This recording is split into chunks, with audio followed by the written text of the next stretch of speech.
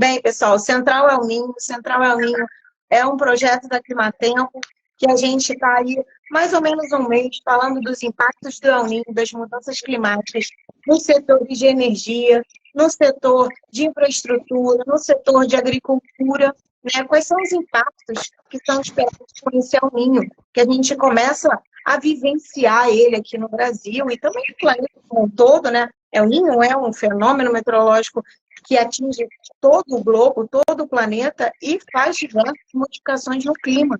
E a gente tem aí os impactos também no Brasil. A gente sai de 2 anos de Laninha, né, que é um fenômeno que tem outro tipo de impacto, e entra num El Ninho aí e uma previsão de possivelmente ser um dos El Ninhos que mais vão impactar, né, o nosso clima no planeta. E o que é mais interessante é que a gente aqui tem trazido para vocês especialistas nas áreas, e hoje eu converso aí com o Guilherme Borges, que é meteorologista aqui da Climatempo, assim como eu. Só que o Guilherme é especialista na área de infraestrutura, ele é doutorando aí do INPE e estuda muito de perto essa parte de clima. Então, seja bem-vindo, Gui. Gui é uma intimidade, né? Seja bem-vindo, Guilherme, aqui na nossa live, conversar um pouquinho. Obrigado, Pri, por ter me convidado. É sempre um prazer participar com vocês. Acho que informar o clima é o nosso dever, né? Então, a gente tá junto para informar cada vez mais os impactos, tanto do El Ninho. A gente sabe que tem outros, né, fases, como tu mesmo disse, né, Laninha, que influenciam um país. E a gente está sempre influenciando, não, está sempre avisando a população, né, para melhor preparação. Certo? É isso aí, é isso aí. Eu queria te perguntar, então, vamos lá, já que a gente atrasou pra caramba, né? Bora começar o bate-papo, né? Eu queria te perguntar um pouquinho, assim, que você explicasse um pouquinho pra gente o que é o El Ninho, né? Porque muita gente escuta muito na TV, né? Nos jornais e tal. Ah, o El Ninho, mas o que tem a ver com a vida das pessoas, né? Então, qual é o que é o El Ninho e que impactos ele traz aqui para o Brasil especificamente? Então, vamos lá. O El Ninho, ele basicamente é uma fase do Enos. O Enos, o que é? El Ninho, oscilação sul. Né? Ele contém 3 fases, pode-se dizer assim, né? Que é a fase positiva, que é o El Ninho, no caso, quando essas temperaturas lá no Pacífico estão acima de um determinado valor, acima da média climatológica, a gente configura isso como El Ninho. Quando ele está na média, não ultrapassa, a gente é caracterizado como neutro, e quando ele está abaixo desses limiar de média climatológica, a gente caracteriza ele como El Ninho, como Laninha, na verdade. Como que a gente olha isso? Como é que a gente... onde que acontece o El Ninho e como é que ele impacta o Brasil? A gente tem as águas do Pacífico aqui à nossa esquerda, né? Então, consequentemente, quando ocorre um aquecimento ou um resfriamento anômalo naquela região, a gente tem impacto na nossa circulação, consequentemente impacta o Brasil, né? A gente sabe que esse aquecimento diferencial, ele pode gerar problemas, né? Consequentemente Aquela história, né? O aquecimento no Pacífico Equatorial, lá no oceano, influencia a atmosfera, que vai influenciar toda a circulação, né, em todo o planeta da atmosfera. Então, muda as chuvas de lugar, traz tempo seco em locais que chovem normalmente no inverno ou no verão, ou ondas de calor, ou ondas de frio, e a gente vai olhando e vai falando, nossa, o que está acontecendo com o tempo aqui? Com certeza. Né? O El Ninho, ele tem por essa característica de modificação, né, Pri? Ele acontece ali no Pacífico, mas a circulação, né, entre oeste e leste muda. Ou seja, chove muito mais na parte central do Oceano Pacífico e, consequentemente, esse ar ele fica menos carregado, menos úmido. Então, ele circula de forma mais seca para a região norte e nordeste do país. Então, consequentemente, ele deixa mais seco a região. Né? Então, os impactos do El Ninho no Brasil, quando a gente olha, né? O El Ninho nada mais é que o aquecimento anômalo, né? Mas o que ele impacta? O que ele traz para o Brasil? A gente tem um maior... fica mais seco na região norte e nordeste do país, em determinadas partes do ano, né? Do ano não, porque ele atinge a partir do meio do ano, né? Ele se configura a partir do meio do ano. Então, ele deixa mais seco nessa parte, a partir do meio do ano, e, consequentemente, para a parte mais a sul, Como está muito seco, a gente tem uma massa de ar muito seco atuando, as frentes, que são outros sistemas que influenciam muito o nosso país, as famosas frentes frias que a gente escuta muito, elas ficam presas no Rio Grande do Sul. Elas não conseguem quebrar essa passagem dessa massa de ar mais seca e, consequentemente, chove muito no sul do Brasil. Né? Para a parte centro-oeste e sudeste do Brasil, a gente não tem uma definição muito clara. Por quê? Porque tem anos que chove mais, tem anos que chove menos. Por quê? Essas frentes frias, elas conseguem quebrar um pouco desse massa de ar mais seco e avançar mais um pouco. Consequentemente, chove um pouco mais. Então, a gente não tem uma caracterização definida nessas partes. Há anos que chovem mais, anos que chovem menos. Definido mesmo, sul do Brasil chove muito mais, região norte é mais seco em determinados períodos do ano. Ah, então certo? eu acho que deu para entender mais ou menos assim, o aquecimento do Pacífico Equatorial impacta o clima do Brasil, e aí deixa assim, o tempo, né, como um todo. A gente vai esperar mais chuva no sul do Brasil, e para o Nordeste, para o Centro-Oeste, a gente não tem muita definição, mas já para o Nordeste, mais seco. Mais seco. Geralmente, Norte e Nordeste, essa região se torna mais seco. Né? Algumas coisas desse El Niño, né? Ele não é. A gente tem vários tipos de El Niño, né? Vários não, a gente tem 2 ou 3 tipos de El Niño. O clássico, que a gente chama, que é o canônico, que se forma ali na costa leste do Peru, e o outro que quando ele se forma na parte mais central do Peru. Esse é um El Niño clássico, ele se formou ali na região leste, né? E consequentemente ele está mais aquecido ali, então os impactos vão ser esses, certo? Ele não afeta só a chuva, Pri. Isso é importante destacar. A temperatura também. O El Niño, ele tem por essa característica afetar a temperatura. Geralmente no inverno é mais quente, né? Quando tem anos de El Niño, porque ele muda essa circulação, consequentemente influencia todo esse padrão de temperaturas. Então, na América do Sul, geralmente no Brasil, é mais quente, as temperaturas se elevam em anos de El Niño. E aí a gente fica como, né? A gente entrando no El Niño, mais chuva no sul, um El Niño clássico, né? Mais seco no Nordeste. E aí você fala para mim assim, nossa, o El Niño fica mais quente. Meu Deus, a gente fica morrendo de medo do verão, né? Mesmo como meteorologistas como nós, a gente também é ser humano, a gente também sente uma temperatura alta, né? E a grande pergunta é, como que esses El Niños vêm se comportando ao longo dos anos, né? Porque a gente está vivenciando o início de um El Niño, que está aí numa previsão de se propagar, e a gente, daqui a pouco, está no verão. E daí, né? Como que vem se comportando o El Niño aqui no Brasil ao longo de todos os anos?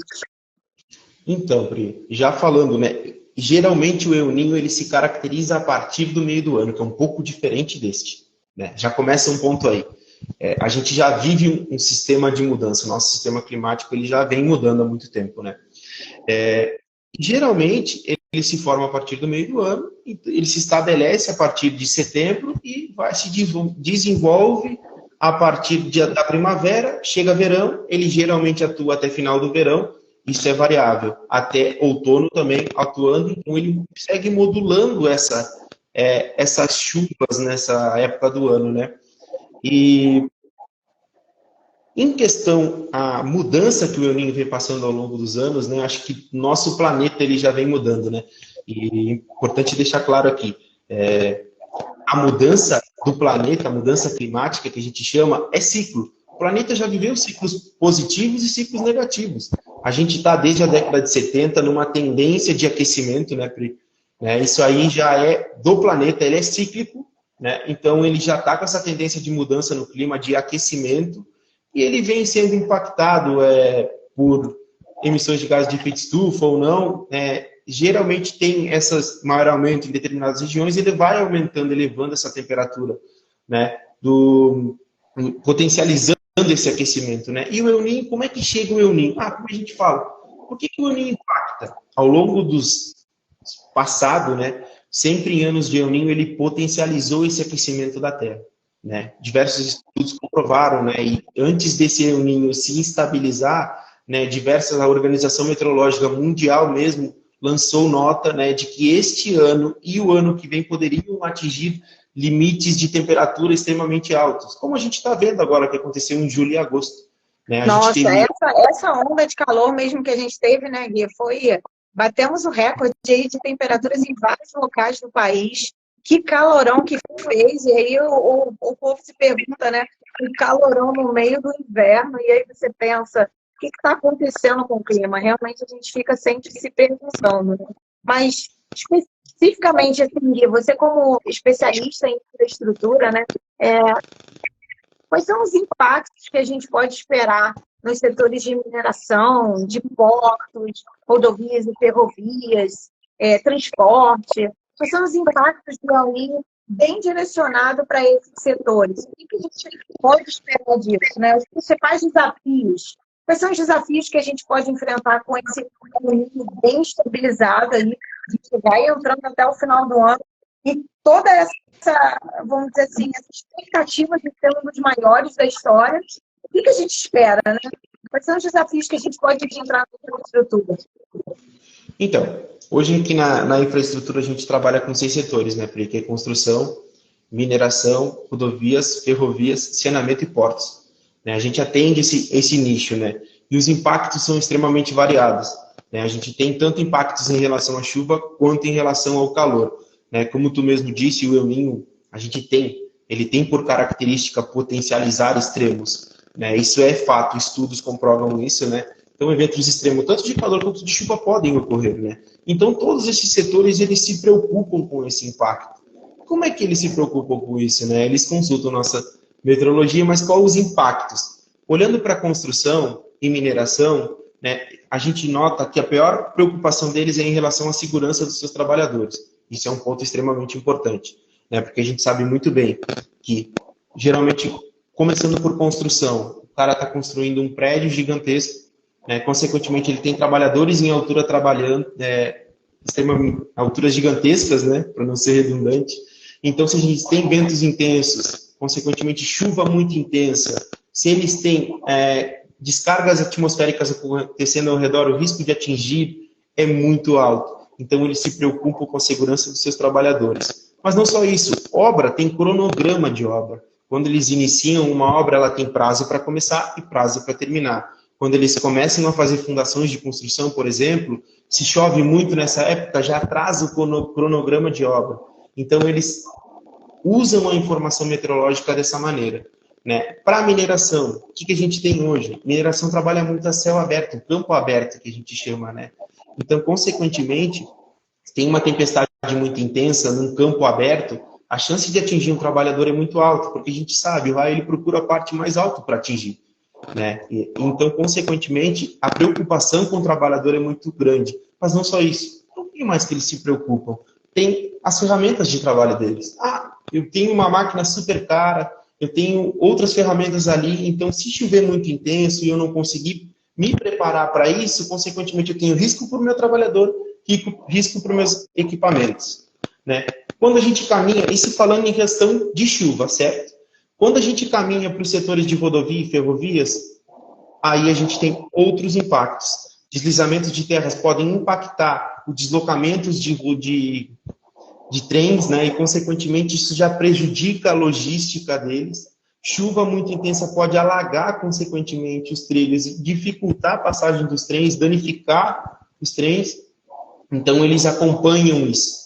Né, justamente para não atrasar entregas de escoamento de safras, entre outras coisas que são carregadas pelas ferrovias. Né. Rodovias, a gente está falando de segurança dos motoristas. Né. A gente, todos aqui, acho que a maioria das pessoas tem carro, né, então, consequentemente, a gente tem uma preocupação muito grande com chuvas intensas, então prejudica a visibilidade de motorista.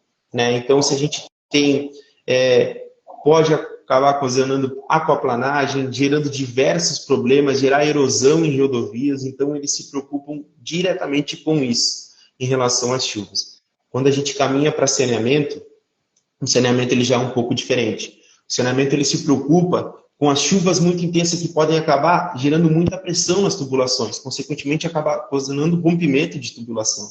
Né? Outra coisa que eles se preocupam, tem muito trabalhador a céu aberto também, pode acabar segurança dos trabalhadores, atingindo algum trabalhador, gerando algum problema. Geralmente também, quando chove muito, a gente tem o transbordamento de alguns rios, né, e consequentemente esgoto, que podem acabar prejudicando o abastecimento de algumas cidades. Então, isso já é uma preocupação do setor de saneamento em relação a isso. Então, eles cuidam muito desses níveis de rios, de chuvas muito intensas, para não acabar prejudicando suas operações. E quando a gente chega no... Gui, só fazendo um adendo assim, então se você parar para pensar, se a gente consegue ter uma previsão de um El Niño que vai ter um impacto mais forte aí, ligado principalmente na região sul ou na região nordeste, que são regiões mais bem comportadas. Mas se esse impacto em infraestrutura, se a infraestrutura demanda tanto da tecnologia, a gente às vezes desconhece, né? O quanto que a meteorologia ela impacta na infraestrutura, não só na mineração, na construção civil, na parte de toda essa parte de infraestrutura, de ferrovias. Imagina, se você está lá no sul do país, com um impacto muito grande, né? Mais tempestades, as frentes frias parando na região sul do país e trazendo mais chuva por mais dias, uma chuva mais intensa. Então, os setores de infraestrutura provavelmente vão sofrer mais em relação a isso, né? E mais, né? A gente pode falar até além, né, Gui? Se você parar para pensar, se a gente espera mais chuva, a gente tem um risco associado, não só a segurança das pessoas, mas o risco de alagamentos, de deslizamentos. É um risco associado, né, a toda essa parte de previsão meteorológica em si, né? Exatamente, ajudar a preparar os nossos clientes, né, Pri? E a gente fala, concluindo só, tem o setor de portos ainda, um importantíssimo setor para a gente, né, porque eles escoam geralmente a nossa produção para outros países. Então, eles geralmente se preocupam muito também, porque chuvas intensas eles não conseguem, às vezes, carregar alimentos, né, em navios, não conseguem fazer esse escoamento de safra. Então, consequentemente, está chovendo muito forte, eles não conseguem nem chegar com o navio perto para carregar, porque vai começar a bater no dique do porto. Então, os impactos em relação à chuva são esses. E é bem como tu falou, preparar nossos clientes. A gente tem hoje a ideia de cada vez preparar mais, né? E a gente tem esse El Niño chegando, a gente sabe das modificações que eles causam, né? Então, os nossos setores, hoje, eles estão sendo avisados, a gente tem feito essas campanhas de avisar, né? E não é só esses impactos em relação à chuva. Aí a gente fala de chuva no sul, mas e no norte? A gente tem impactos em relação à seca para esses setores também, né? Por quê? Pensa comigo. Pensando no setor de construção, né, se a gente tem menos água, eu tenho menos disponibilidade de água para gerar o concreto. Construção gira em torno do concreto, né? Então, consequentemente, se a gente não tem disponibilidade de água abundante, consequentemente, atrasa o cronograma de obra. Quando a gente pensa em mineração, também é isso. Muito seco pode acabar gerando muita queimada na região. Então, consequentemente, dificulta a visibilidade, eles não conseguem, prejudica as operações de mineração, certo? Quando rodovia e ferrovia, mesma situação parecida com a construção. Muita queimada, calor muito intenso, pode gerar flambagem dos trilhos do trem, embora eles tenham, né, um distanciamento para essa dilatação, consequentemente, quando é um calor acima do esperado, consequentemente, há o risco de flambar os trilhos do trem. Então, eles se preocupam com isso. Rodovias é um case muito legal até de trazer aqui, que eu vi esses dias. As rodovias, quando tem um calor muito alto, né, elas são prejudicadas não só por queimadas, mas pode acabar prejudicando o asfalto, rachaduras em asfaltos, né? Aqui no Brasil teve um caso agora, mas começando falando pelos Estados Unidos, né, teve uma onda de calor bem forte lá também, todo mundo acompanhou, né, os diversos impactos que a gente teve no mundo, né, e lá acabou rachando a rodovia, né, de tão quente que ficou, ele não suportou a dilatação e, consequentemente, rachou a rodovia e acabou atrapalhando o deslocamento das pessoas. As pessoas ficaram trancadas, desceram para ir verificar o que tinha acontecido com a rodovia. Elas acabaram se queimando do calor alto e daquele asfalto muito quente. Então, no Arizona mesmo, tem uma notícia até, né, que saiu mostrando que eles tiveram um número de pessoas significativamente alto, de pessoas chegando lá com queimaduras, porque o asfalto estava muito quente. Aqui no Brasil, na semana passada, a gente tem um asfalto, né? Aí, lá no norte do país, teve um calor muito extenso. Então, o asfalto derreteu. ele ficou como se fosse aquela primeira parte dele, sabe? Como se fosse o piche. Tipo, né? Mas aí, piche, né? Aquele piche que gruda, né? No sapato, enfim, queima, né? Queima, né? E olha a que ponto chegamos, né? 2 pontos, né? Também o calor alto, né? E a qualidade do asfalto, né? A gente precisa melhorar. Isso já é um aviso, né? Para suportar valores mais altos, né? E para o setor de saneamento a gente nem se fala, né? 2015 a gente já teve um exemplo, pode-se dizer assim, né? Nossos níveis de cantareira, nossos principais reservatórios ficaram extremamente reduzidos, impactaram o abastecimento em 2016. Então, a preocupação deles em relação a esses eventos que ocorrem, que podem gerar seca e causar, prejudicar o abastecimento das pessoas, e não só isso também, né? Isso está ligado ao setor de energia, como o Pedro deve ter falado para vocês na live passada. Se a gente tem uma redução na quantidade de chuva, a gente tem menos energia gerada, né? Então, impacta demais, né? Não só o setor de infraestrutura, né? Impacta os setores de energia também. E, para finalizar, o último setor nosso é o porto, né? Os portos, eles têm uma redução. Se não está chovendo, tem uma redução muito significativa, os navios que são extremamente pesados, eles não conseguem entrar no canal. Reduz o canal, consequentemente precisa cavar para esse navio conseguir se deslocar, para conseguir carregar. Então, não só esses impactos, né? Tem diversos outros impactos. Eu listei alguns aqui, né? Porque senão a gente ia ficar quase 1 hora falando sobre impactos no setor de infraestrutura. Mas é isso, Pri. Esses setores estão cada vez mais próximos da gente. A gente tem cada vez mais falado, a gente tem desenvolvido os relatórios específicos de El Niño para os nossos clientes de impactos, esses relatórios extremamente interessantes.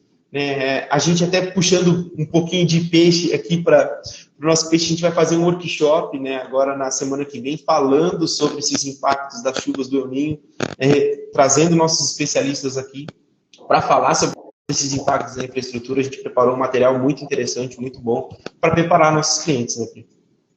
Ai, que ótimo, Gui. Eu acho que é muito isso, né? A população como um todo precisa se preparar, né? A gente está chegando aí, entrando no El Niño, como a gente falou no início da live, né? Saindo de 2 anos de Laninha, entrando no El Niño, que aí os principais órgãos mundiais já falam, né? Que ele pode ser um dos maiores El Niños da história. E como que a gente está se preparando para isso tudo, né? E é muito legal, muito obrigada. Eu acho que agradecer aí pelo seu tempo, pela sua participação aqui com a gente. Central El Niño continua.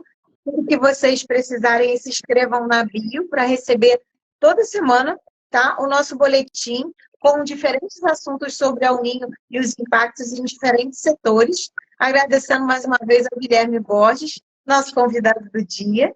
Tá? E daqui a 15 dias, o Williams Bini volta com vocês. Hoje foi só uma substituição, né? Aquela substituição momentânea. O Williams Bini volta, que é o nosso cerimonialista da live. E aí vai trazer para vocês uma convidada muito especial, a nossa grande meteorologista, que tem uma super experiência que venceu na previsão do tempo, todos esses alunos dos últimos tempos. A gente vai trazer para vocês a famosa Josélia, aquela que bomba no TikTok, e ela vai conversar um pouquinho com a gente sobre o El Niño também e os impactos esperados. Então tá bom, pessoal. Obrigada, Gui. Obrigada a todo mundo. Um abraço. Obrigado, viu? Tchau, tchau.